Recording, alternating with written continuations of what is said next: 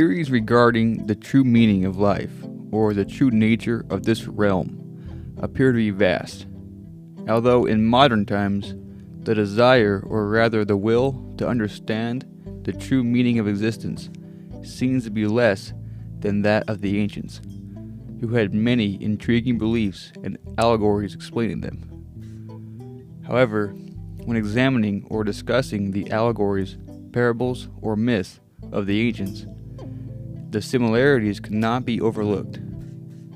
With so many different groups of people from so many different parts of the world telling similar stories, one must beg the question, is there a common source for all mythology? And if so, what is it? Previously, I made a video examining the similarities between the characters Enoch and Hermes, and postulated that in these modern times, the ancient wisdom revealed to mankind through either Hermes or Enoch has been infiltrated by members of the so-called elite. Perhaps it's possible that even at the time of either Hermes or Enoch, if he truly existed, the wisdom revealed to the initiates also mistakenly reached a group of people with ill intent. This group of ill intent individuals, who now possessed supreme wisdom, although they may not have had the self-discipline to actually utilize the wisdom properly, could have survived for many years and passed the knowledge on to whom they trusted. Of course, this would be before the time of the biblical flood, and in order to entertain the idea that at least certain stories in the Bible actually occurred, we would need to assume that these ill-intent individuals somehow survived the flood. Knowing that Enoch was the grandfather of the biblical patriarch Noah, we can assume the secret teachings of Enoch or Hermes survived the flood with Noah and those on board the ark. However, with the trusted initiates of Hermes or Enoch sworn to secrecy for fear of the knowledge falling into the wrong hands, the group who wrongfully acquired the information could have also kept it a secret amongst themselves. Therefore, no average individual would have any knowledge of this sacred wisdom. In the book of Enoch, the fallen angels were said to have corrupted mankind by teaching them things they were not yet meant to know, which is what ultimately led to the flood. Could the fallen angels have been symbolic of something else, or did they truly exist? If the fallen angels existed, could they have been the ones to reveal the information to those unworthy? Or was Enoch just an enlightened individual who penetrated into the secrets of the universal core mentioned by Nikola Tesla? And in doing so, Enoch would have been able to reveal many great secrets to mankind. The stories of Hermes, Mercury, Thoth, and Enoch all appear to have neutrality as a theme, and it seems the end goal of the teachings of Hermes is to reach a state of perfect balance, where both our male and female aspects, as well as our ego or psyche and our capital I or true spirit nature, are poised. The small percentage of adversaries or elite that gain control of this realm have likely made efforts to destroy all remnants of the Hermetic wisdom in order to more easily control the masses. Because if people discovered the wisdom, they would likely realize their true potential and would no longer be subservient to the powers that should not be. Although I do believe that anyone who has the right intentions, self-discipline, and persistence will be able to access the secret wisdom no matter how hidden it is. After doing more research, I found that there are actually two separate Enochs in the Bible. Possibly there are two different Hermes as well, since Hermes and Enoch are one and the same. The first Enoch mentioned is in fact the son of Cain, and could be considered the evil Enoch. And the next Enoch mentioned is obviously the good Enoch, who is the son of Jared. There is an interesting story, or legend, that before the biblical flood occurred, two pillars were constructed, one made of brick and the other of stone, and inscribed upon the pillars was much wisdom of the arts and sciences. One pillar was designed to survive a cataclysm of fire, and the other a cataclysm involving flooding. Apparently, there are two versions of the story. In the first version, the descendants of Seth were the ones who have said to constructed the pillars. And in the second version, the descendants of Cain are said to have constructed the pillars. It's interesting as well that in both lineages, there is someone named Enoch and Lamech. In the lineage of Seth, Enoch and Lamech are rather significant figures. Enoch, obviously, was said to have walked with God and possibly could have learned more about the universe than any other human to have ever lived. And Lamech was the father of Noah, who built the ark. On the other hand, in the lineage of Cain, there is also an Enoch, who was the son of Cain.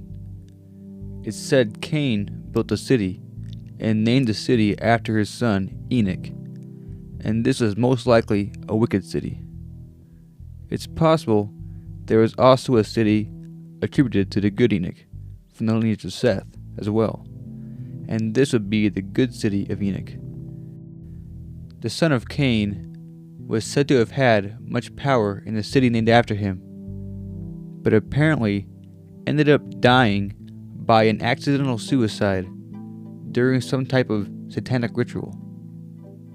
There is also the Lamech from the lineage of Cain, and he is said to have had 2 wives and 4 children, and I'm pretty sure it was these 4 children of Lamech who were said to have constructed the pillars in the second version of the story. One child of Lamech was named Tubal-Cain, and it is said that this character is highly venerated in Freemasonry. In one story, Lamech from the lineage of Cain is said to have accidentally killed Cain when his son Tubal-Cain mistakenly thought Cain was a wild animal and told Lamech to shoot it. After realizing it was Cain and he had killed his grandfather, Lamech became angry and killed his son Tubal-Cain. It seems as though the descendants of Cain are cursed to continually become more evil over time.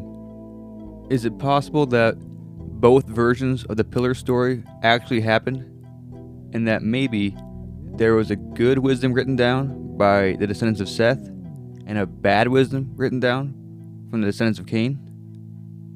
The good wisdom would be the way to actually achieve true enlightenment and connection to God and the universe, and the bad wisdom would be how to possess worldly desires and material gain, as well as a prolonged earthly life. If this is true, then perhaps it's possible there are 2 types of Hermetic wisdom in circulation, and maybe individuals such as Aleister Crowley were teaching the false or corrupted wisdom. If so, we must be wary of esoteric knowledge. While some could be extremely truthful and beneficial, other occult practices and beliefs could be very detrimental. As always, it is important to use intuition to decipher the truth. You must do what you feel to be right and hope that you are on the right path, and continue to seek and spread truth, goodness, and love. The best way to measure the benevolence or malevolence of a person or thing is to ask, how much does it give and how much does it take? To be considered benevolent, you must be giving and positive. And to be considered malevolent, you must constantly be taking and negative. You could also look at it as density and buoyancy. If something is dense, it takes up space. And if something is buoyant, it occupies less space. Maybe the word enlightened literally means to be lighter. One Hermetic principle is polarity, and that there really only exists one thing in varying degrees. For example, where exactly does cold and hot begin on a thermometer? 40 degrees is warm compared to 0, but 40 degrees is cold compared to 90. You can look at this in many ways, such as fast and slow. Think of a wheel spinning slowly. If it's spinning slow enough, you will clearly be able to see the details of the wheel.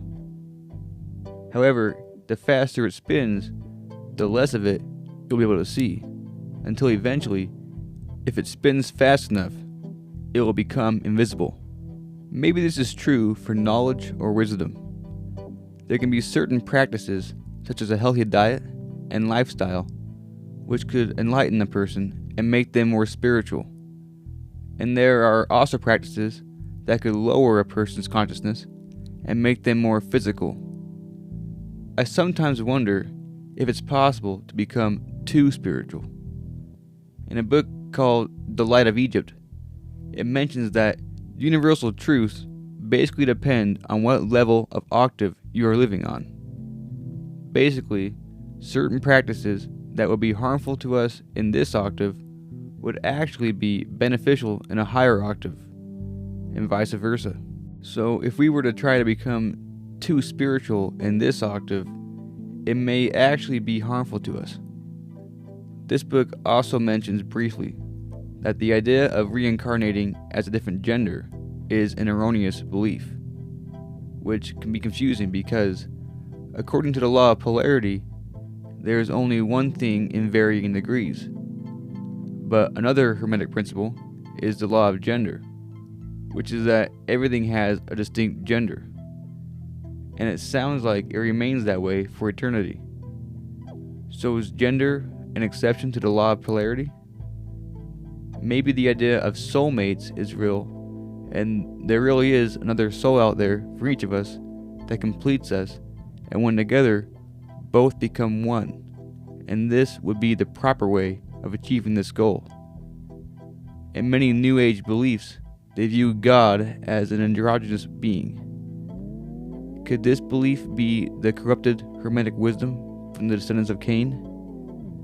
Or is it true that possibly the first beings to exist on Earth were androgynous and reproduced on their own, and eventually produced beings whose genders separated into two? The number 1 is considered to be androgynous. Even numbers are considered to be feminine, and odd numbers are considered to be masculine. Odd and evens, or Adam and Eve. When the number 1 is added or subtracted, it can make an even number odd and an odd number even. So could it be that the first or number 1 beings to be created actually were androgynous? Or is this idea a corruption of the true wisdom? Obviously, most people know of the Baphomet, which is an androgynous goat-headed idol worshipped by Satanists. This figure also includes a symbol carried by Hermes, the caduceus. It's also worth pointing out that the word hermaphrodite contains the word Hermes. So could the concept of androgynous beings be a corrupted version of the Hermetic wisdom? Hermes appears to be a neutral character who is capable of good and bad actions, and it seems the Hermetic philosophy is about maintaining a balance between spiritual and physical. While we should still be aware of the spiritual world and have reverence for it, we should not delve too deeply into spiritual or occult practices, but rather we should enjoy the physical world while remaining uncorrupted by material things. I believe God created humans in order for there to be a creature or creation that was intelligent enough to truly appreciate the world and realize the complexity of it. And so, if we were to ignore the physical world and only focus on spiritual endeavors, we would in fact not be doing the will of God. With so many conflicting and varying theories, it's obviously difficult to know what is true. However, I do believe it is quite possible there are 2 sets of knowledge in existence, one good and one bad. And these differing ideologies could be mistaken as one and the same, which could be quite dangerous to someone who has a curiosity of esoteric knowledge. I believe you must be quite cautious when doing such research, and it is important to do your best to keep the positive forces working in your favor in order for you to be able to decipher the truth. Previously, I have mentioned the Enochian language. This language is said to have come into existence by angelic beings, who taught it to John Dee and Edward Kelly in the 16th century. John Dee was court astronomer for Elizabeth I, as well as her advisor. He is said to have spent much of his time on alchemy, divination, and the Hermetic philosophy. He was also accused of spying for the English crown. John Dee was said to have used a method of divination known as scrying, which involves looking into what is called a scrying glass and receiving divine messages of some sort. Edward Kelly was an alleged medium who could have contact with angelic beings, so John Dee took advantage of Kelly's abilities. Through this method, the two men developed the Enochian language. Supposedly, John Dee claimed that this language was used by Adam to name all things in the Garden of Eden, and he called it the Enochian language because he believed the biblical patriarch Enoch was the last human to know the language.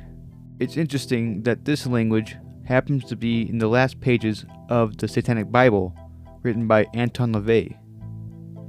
If there are two different Enochs in existence, and we know that one is good and the other bad, then would it be safe to say that this Enochian language found in the Satanic Bible is from the evil Enoch? This language is also used in many satanic rituals, and I believe it may be a requirement for summoning demons. Most often, if someone is attempting to summon a demon or spirit, it is to ask for assistance in acquiring material possessions or power. I've heard that the main goal of a black magician is to prolong their life as long as possible, because every black magician has a demon that is said to assist them in their mortal life. However, when the black magician dies, their soul belongs to the demon. Aleister Crowley makes mention of a demon named Lamb that he had interactions with.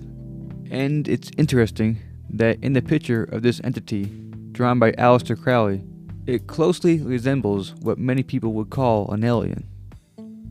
I believe these would be the corrupted Hermetic teachings. The teachings that inform someone how to contact spirits or demons in order to obtain more possessions and power in life. And the true Hermetic wisdom would be the opposite. In the Bible, in the book of Matthew, chapter 6, verse 19 and 20, it says, "Lay not up for yourselves treasures upon earth, where moth and rust doth corrupt, and where thieves break through and steal. But lay up for yourselves treasures in heaven, where neither moth nor rust doth corrupt, and where thieves do not break through nor steal."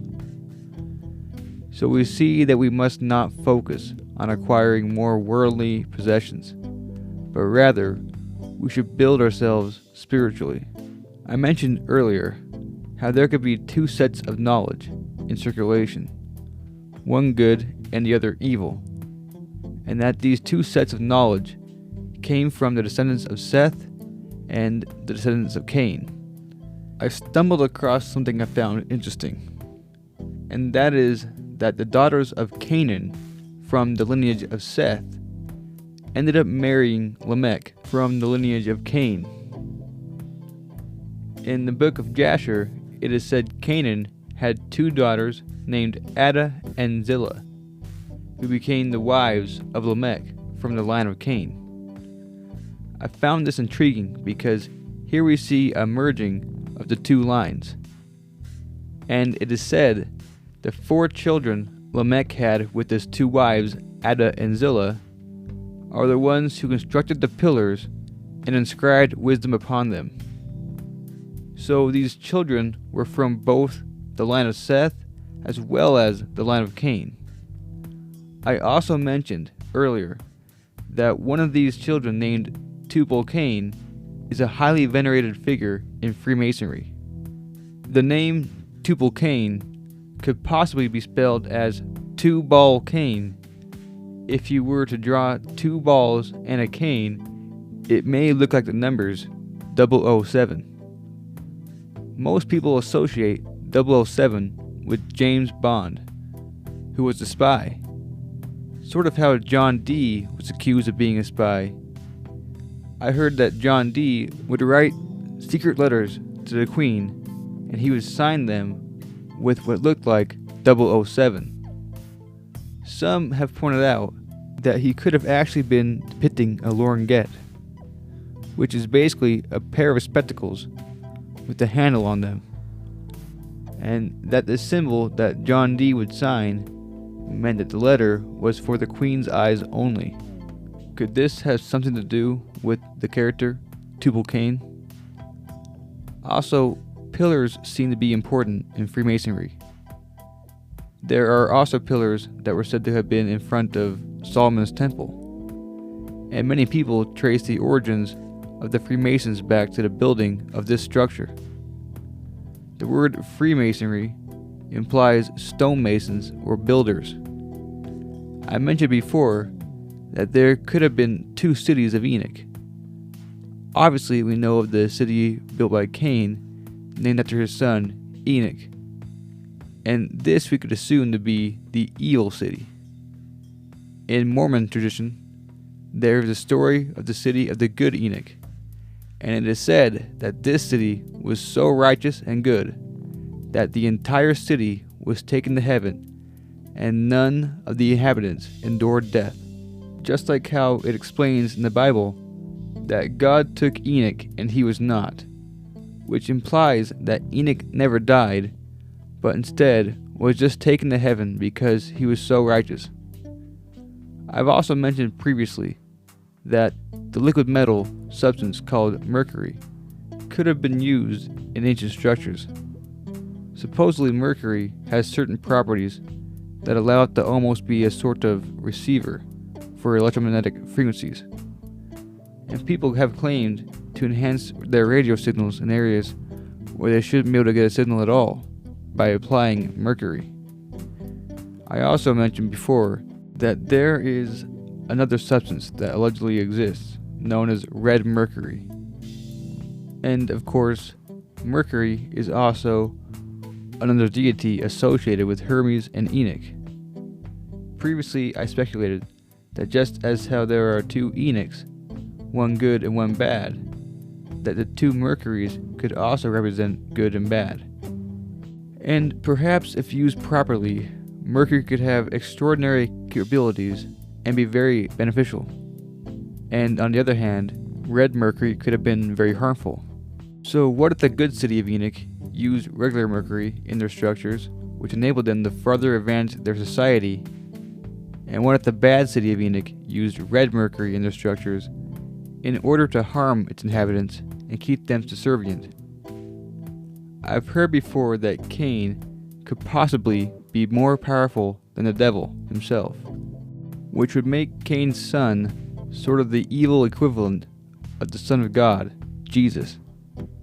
Some say Jesus' true birthday is 9/11. I mentioned in previous video that 116 Hz, which is the inversion of 911, is the frequency that creates Metatron's cube with somatics, and that the character Metatron is actually the evil Enoch. Could Metatron be the Antichrist, and Metatron's cube is the false world created by him? Another interesting thing is that the good Enoch is the seventh patriarch from Adam. Obviously, the number 7 is significant. Lamech from the lineage of Cain is 7th from Cain, and possibly this made Lamech 7 times worse than Cain. After accidentally murdering Cain, Lamech is quoted as saying, "If Cain shall be avenged sevenfold, then Lamech 70 and sevenfold." So could it be that the good Enoch was like the 7th or highest note in an octave, and he reached the highest achievements possible, and the bad Lamech could have been the 7th note in an octave if it were reversed and the notes were getting lower, so that Enoch will be the very best and Lamech the very worst. Obviously, there is much to think about in regard to this topic. I feel that somehow this connection between the two Enochs of the Bible and the Hermetic teachings could be of much significance to the elite, as well as average people. It is quite difficult to make sense of all this. However, with more information I come across, the more I begin to understand and see the full picture. And I believe it is that there have always been two opposing forces, negative and positive, and that we must strive to continually ascend to the positive forces.